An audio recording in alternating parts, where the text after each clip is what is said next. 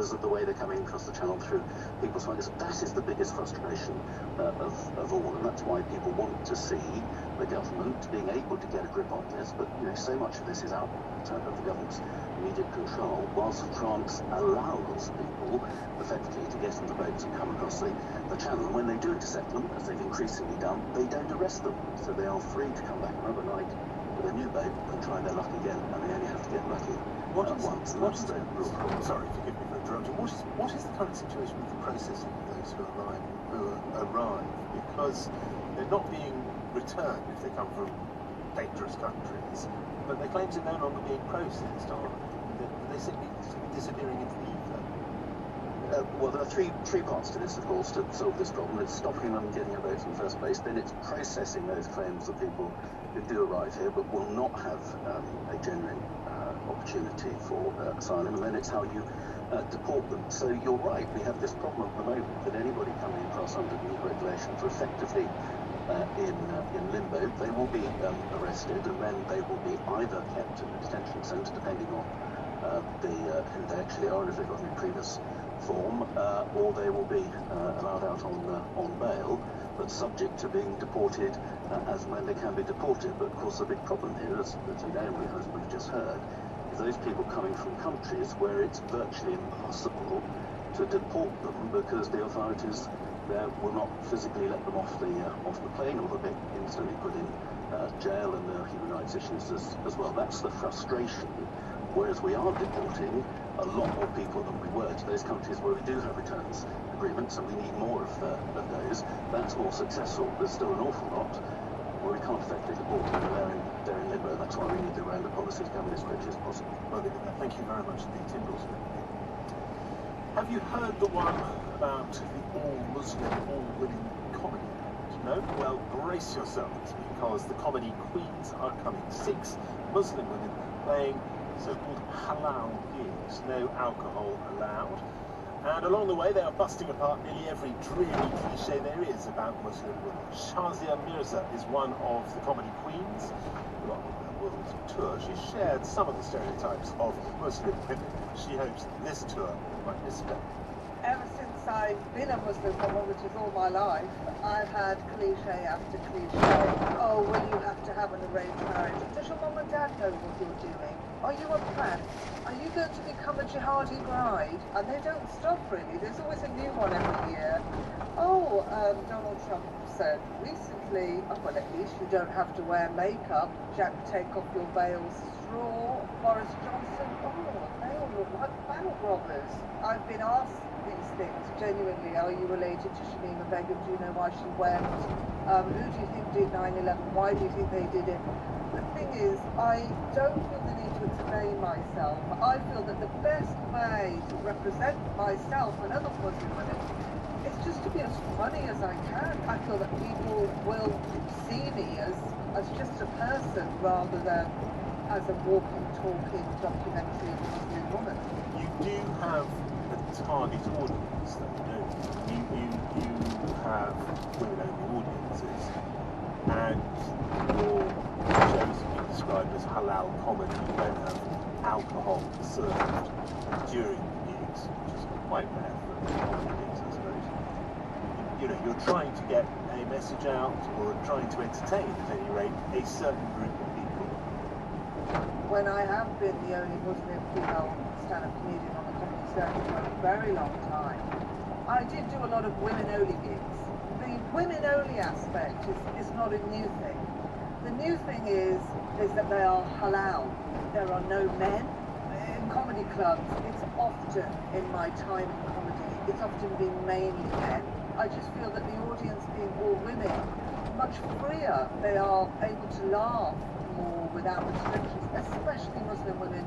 Is it fair to call it Muslim comedy? Do you feel the need to address specifically Muslim issues, or is it anything you feel like talking about? That was a pressure when I first started comedy, is that every white male critic, every white male promoter put me on stage as a kind of novelty act. It held me back as a comedian because I just wanted to be a comedian. I wanted to be funny about every other kind of pedestrian material that all my white male counterparts are talking about, halal gig. I don't feel that pressure. I think that's why it was such a success, because we were seen as comedians rather than as women. On our programme earlier this week, we discussed with Dame Sarah Khan her report into social cohesion. It suggested that social cohesion was really at risk in this country. Does that chime with your experience? To be honest, the life of a Muslim woman, it is a way of life. It's not just, Islam is not just a religion, it is a way of life.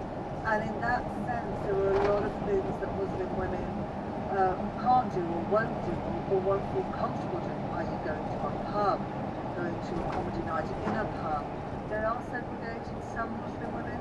Some are not as integrated as others. Some are not as educated as others. And so that is going to have an impact on social cohesion. When I take part in this comedy night, comedy quiz, I actually think that will help with social cohesion, because it gets women out of the house. They're in an entertainment environment, having a good time, they're loosening up, they're laughing, they're relaxed. And if we didn't have something like this, Comedy Queens, then I think they would still be in the house and there would be less cohesion. So I think even though this is helping in a kind of niche way, it is helping. Shazia Mirza, it is well known that the United Kingdom has the best weather in the world, but instead of celebrating instead of glorying in the good times, BBC weather, say the critics, has been getting our country down, drawing on the worst possible weather of the day when it comes to choosing a symbol to summarise on the weather app. The wonders to come. Not fair, says the BBC. The day symbol, the symbol of the day, says meteorologists, reflects the weather conditions likely to have the greatest impact on people's lives. Trevor Harley is Emeritus Professor of Psychology at the University of Dundee, author of The Psychology of Weather. Good afternoon, Trevor. Good afternoon. Now, should the BBC Weather App be giving people hope for the best of the day, or letting people find joy as it defies the prediction? As you say, they have been described as giving a gloomy forecast, and to be fair, they talk about the greatest impact. And I think there's two problems with this. First is that impact is very subjective. What might have impact for you might have nothing for me, it might be completely different. Rain, for example, we might be dreading it and hate going out in it, or farmers might be looking forward to it. So, impact is a subjective thing. I think the second thing that's wrong with this is that if people perceive the forecast to be perpetually wrong, they begin to start ignoring it, which is the last thing. But yes, I think we should be glorifying our weather, whatever the weather, there's something good about it. Certainly, it's the best weather in the world, as I say. Is there a kind of weather? Is there a kind of weather that impacts people's moods most? The thing that the best weather for most people, it should be said that there are big individual differences here, but on average, we like sunny and moderately warm. A pleasant early summer's day when there's no wind, 21 degrees sunshine, that will be best for our mood. It is known that lack of sunshine does have a bad effect on the mood. It can lead to depression, seasonal affective disorder, winter when we don't get enough sunshine, and in fact even rain has a lot of side effects, like it can even make us hungry, too hungry for example.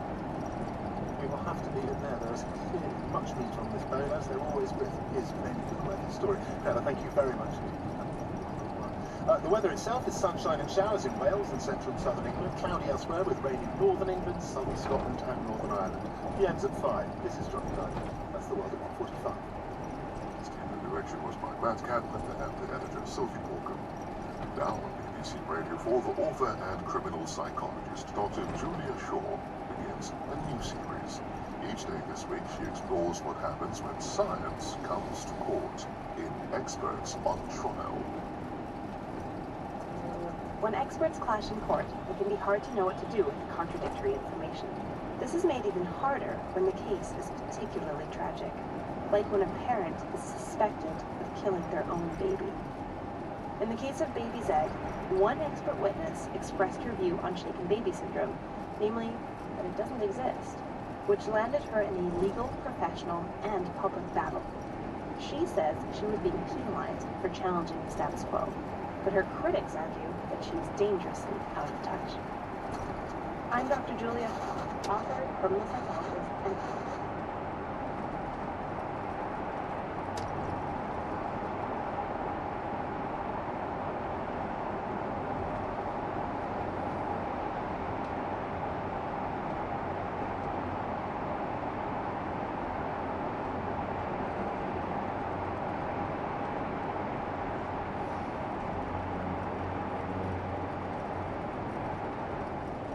and I'll be speaking with people who can help me make sense of it. This is Experts on Trial, Episode 1, Shaken Baby. Who should we trust when experts disagree? A General Medical Council panel found her evidence to be outrageous and untruthful. The judges in the family courts didn't like the fact that I was challenging what was the majority view. She was accused of becoming dogmatic and going too far in the evidence that she gave for the defence. And so the police gathered these criticisms and organised a campaign to get me out of the courts. She had misrepresented and cherry-picked and said, "You must have realised you were being dishonest."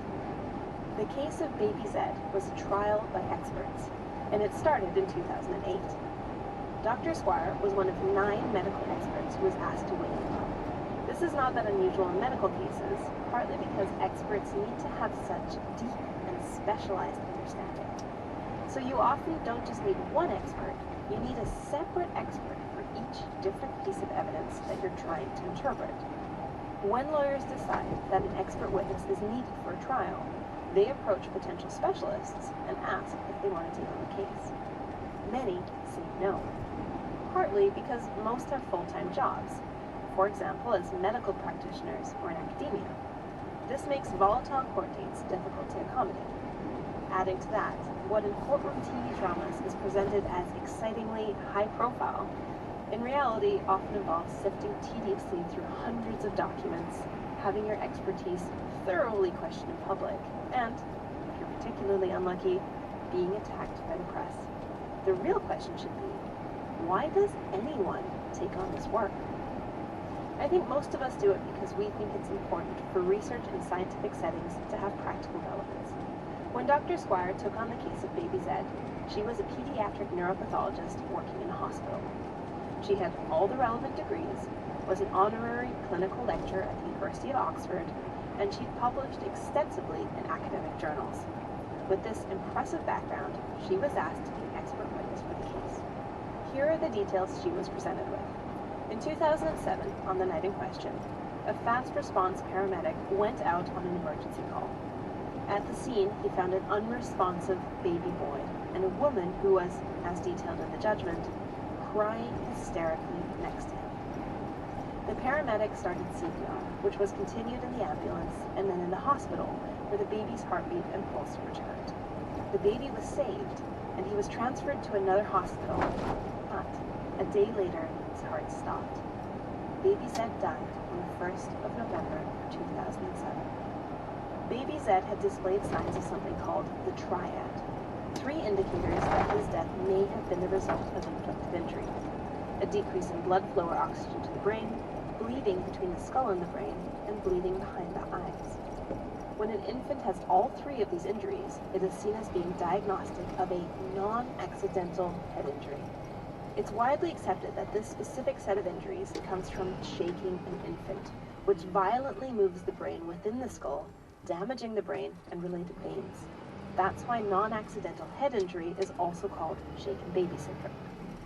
In the case of Baby Zed, 7 of the experts conclude in court that non-accidental head injury is the most likely cause of all of Baby Zed's injuries.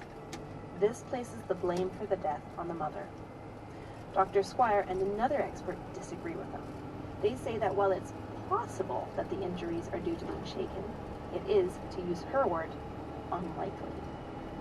Dr. Squire is sure that the triad has been overblown and that it's doing harm to families because, in her words, it is essentially a medical diagnosis of murder. That's why in the Baby Z case, she sends out an email to all the other experts trying to convince them to reject the triad shortly after the trial begins, with photos from cases that led her to change her own view. But the emails backfire. One of the other experts called her attempts to influence them wholly unacceptable. This made for a tricky situation for the judge, who wrote, in quotes, "I have to consider whether or not these experts have developed a scientific prejudice or whether they are in the vanguard of research and learning." I spoke with criminal barrister Karen Squibb-Williams to try and make sense of shaken baby syndrome and how disagreements like this can be resolved. Karen has trained expert witnesses on how to be better expert witnesses and will be appearing throughout this series. Karen has also written the legal guidance on shaken baby syndrome. What were the concerns specific to shaken baby syndrome? Expert witnesses going often inadvertently beyond the parameters of their specialist expertise. That was the primary concern. It was never a case of suggesting that experts did so willfully or with any bad intent, but I think the tendency in the previous 10 years to go beyond their area of expertise was as a result of an excess of enthusiasm to help answer the case. By excess of enthusiasm, do you mean bias? It could be interpreted as bias, but I do think this sort of case, you've got to put yourself in the shoes of the expert. They've been working as a specialist in the area of serious injuries, death, and they've of course seen the most horrendous things during their professional life. I'm guessing here, but that's certainly the sense that I got from looking at the papers, as well as all the experts that I ended up meeting over the years. Going into this, I thought that shaken baby syndrome was discredited. Why do you think that is a common conception? Using the presence of the triad of injuries themselves to determine guilt, that approach is discredited. So what has evolved, particularly through the work we did developing the guidance, what has evolved is that you will always be required, or rather to, if you're going to convict somebody, you are always required to go further than simply the presence of the triad. And has that always been the case? No, it always should have been the case, because nothing really in law that simply sits on, okay, if we take 3 facts, then we have guilt. Nothing in law does, because every circumstance, every event has a context. So it could be something like a bruise in another part of the body. It could be something like historical fractures showing up on the infant's x-rays. When expert witnesses are called to provide a report or to testify in cases of non-accidental head injury, if they disagree, what normally happens? Long before the actual trial, hopefully long before, the expert witnesses of both sides, so for the prosecution and for the defence, are required to get in a room together, have a talk about the areas of agreement and disagreement, so that the jury only get to hear the evidence that is in issue, and then the jury will decide which expert is the most valuable. What do you know about Dr. Wayne Squire? I know that Dr. Wayne Squire was quite deeply involved with giving expert evidence in a number of cases, and I know that she felt, because she's made that public, that she was singled out because she wasn't presenting a mainstream view. I'm going to say that I think that that's a misinterpretation of what actually happened, and what actually happened is that it's terribly important that if you are going to present, if you're going to be given the privilege of being able to present your opinion to a court, then the obligation falls upon you to qualify that opinion by the context in which you're making it. So what I'm saying is, if you've got a view that isn't mainstream, but you believe as an expert really should be heard and is a valid interpretation, the court knows that it's your view, that it's not a mainstream view, and that it's being challenged by other experts in the same field. That's all fine. It's perfectly okay to be presenting a view as long as you also say it's being challenged. Do you think experts with fringe views or fringe interpretations of the evidence in the scientific literature should be able to testify or give evidence in court? I think by calling it a fringe view, it does risk it sounding like potentially an unsubstantiated view. I don't think that's generally what happens. I think what happens is there's a risk that an expert will push their own theory or interpretation. Now that risk must be balanced against them expressing where they sit within the mainstream and their fellow experts.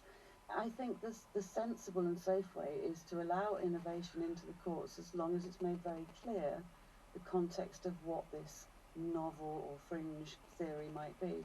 And I think the problem with Dr. Wayne Squires is that she didn't make it clear where she was coming from and how her fellow experts in the same field viewed her work. In the case of baby Zed, the judge found that, in quotes, Zed's collapse was caused by the mother shaking him. This, the judge explains, not only provides a unified picture of all that was found post-mortem, but is also the view of the majority of medical opinion. That was the end of the case of baby Zed, but not the end of the story for Dr. Squire.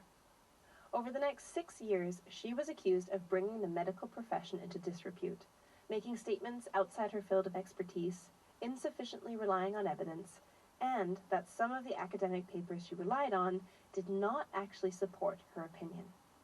In the 2016 General Medical Council proceedings against her, it was found that, in quotes, Dr. Squire's report did not misstate the facts which she sought to extract from the 4 research papers, but her citation was so selective as to misrepresent each of them. In other words, she was accused of cherry-picking data to fit her hypothesis. She was suspended and removed from the medical register. Later that same year, her license was reinstated because the judge found that while Dr. Squire had failed to be objective and unbiased, and failed to pay due regard to the views of other experts, and that her actions and omissions in this respect were irresponsible, that she was not misleading or deliberately misleading. Here's a clip from a 2018 interview she gave to the BBC after her medical license was reinstated.